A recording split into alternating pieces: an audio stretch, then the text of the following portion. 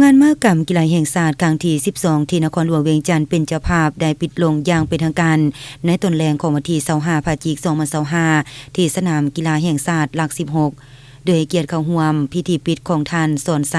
ศรีพันดอนนายกรัฐมนตรีมีบรรดาการนำอดีตการนำขั้นสูงภาครัฐขั้นศูนย์กลางและท้องถิ่นพร้อมด้วยบรรดาคณะนำนักกีฬาครูฝึกกรรมการตัดสินนักกีฬาและมวลชนชาวนครหลวงเวียงจันทน์พร้อมด้วยแขกทางภายในและต่างประเทศเข้าร่วม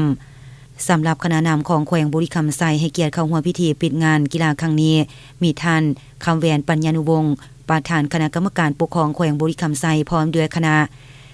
ในพิธีปิดงานมหกรรมกีฬาแห่งชาติครั้งนี้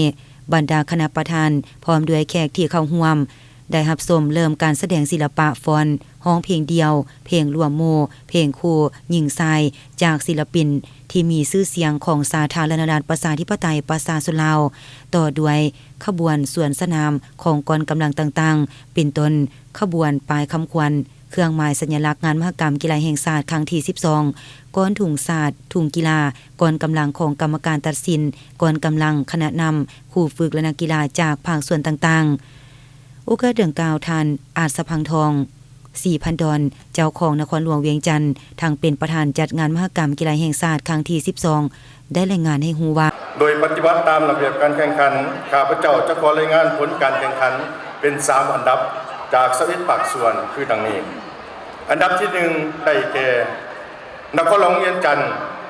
ได้109เหรียญคำ91เหรียญเงินและ119เหรียญทองรวมทั้งหมด319เหรียญอันดับ2ได้แก่กระทรวงป้องกันประเทศได้68เหรียญคำ43เหรียญเงินและ57เหรียญทองรวมทั้งหมด168เหรียญอันดับ3ได้แก่แขวงขมวนได้56เหรียญคำ41เหรียญเงินและ77เหรียญทองรวมทั้งหมด174เหรียญงานมหกรรมกีฬาแห่งชาติครั้งนี้ได้สร้างความสามัคคีมิตรภาพความเบิกบานม่วนซื่นให้แก่ประชาชนชนเผ่าทั้งเป็นการปลุกระดมจิตใจของปวงชนลาวก็คือชาวนครหลวงเวียงจันทน์ในการสร้างขบวนการหอบดานเพื่อกำนับรับตอนวันศาสตร์ที่2ธันวาคมครบรอบ50ปีวันเกิดประธานไกรสอนพรหมวิหารครบรอบ105ปีที่จะมาถึงอีกบ่เท่าใดวันข้างหน้านี้ทั้งเป็นคิดหมายแห่งมหาสามัคคีของปวงชนลาวซึ่งมันแสดงออกของบรรดาแขวงและกระทรวงที่ได้ส่งคณะนำครูฝึกและนักกีฬาเข้าร่วมทั้งหมด 9,400 กว่าคนก็คือการเข้าร่วมชมร่วมเชียร์ร่วมพิธีเปิดและร่วมพิธีปิดมีมวลชนเข้าร่วมอย่างหลวงหลายโอกาสดังกล่าวท่านสอนไซศรีพันดอนได้กล่าวปิดงานมหกรรมกีฬาแห่งชาติครั้งที่12อย่างเป็นทางการบรรดาทานแขกที่มีเกียรติพ่อแม่พี่น้องความทราบที่รักแม่ทั้งหลายในนามตั้งแต่รัฐบาลแห่งสาธารณรัฐประชาธิปไตยประชาชนลาวและในนามส่วนตัวข้าพเจ้าขอแสดงความยอมยอดสมเสยผลงานของคณะพิสอบจัดงานคณะพัก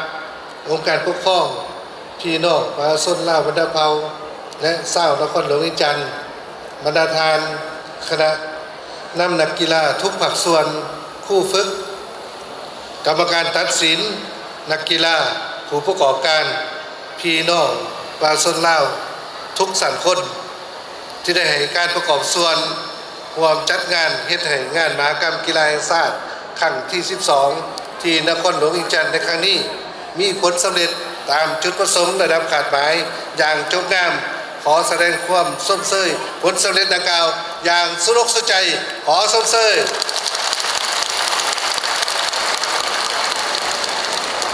มาวันนี้ข้าพเจ้าขอประกาศปิดงานมหกรรมกีฬาแห่งชาติ